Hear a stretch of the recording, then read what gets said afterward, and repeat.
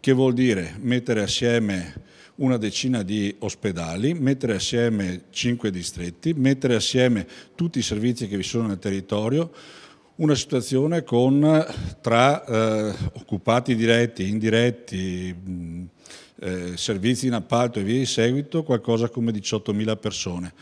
Questi numeri della rivoluzione sanitaria e l'incidenza della riduzione delle ULSS sul veneziano.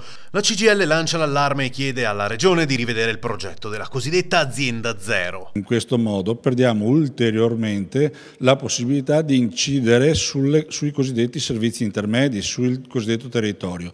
Passare da ULSS che noi ritenevamo sostanzialmente corrette, come lo diceva del resto il piano sociosanitario, di 250.000 abitanti a una ULSS di 900.000 abitanti ci pare francamente un tentativo di costruire un qualcosa che rischia di diventare un mostro. Il sindacato chiede di attuare il piano sociosanitario, approvato appena 3 anni fa, prima di portare avanti qualsiasi altra iniziativa. Per la CGIL sui progetti che riguardano l'ospedale unico del Veneto orientale e quelli relativi ad Olo e Mirano è stato fatto ben poco. Il Veneto orientale in questi 2 anni, anziché fare una serie di interventi di miglioramento della qualità dei servizi per quanto riguarda i 2 ospedali e per quanto riguarda il territorio, ha sostanzialmente discusso a vuoto su un ipotetico ospedale unico che in effetti allo stato dell'arte non c'è.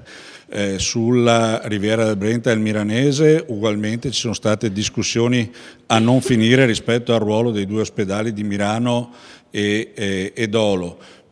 Altrettanto in qualche maniera vale per Venezia, sappiamo tutti le difficoltà che hanno avuto in questi anni anche l'ospedale di Venezia.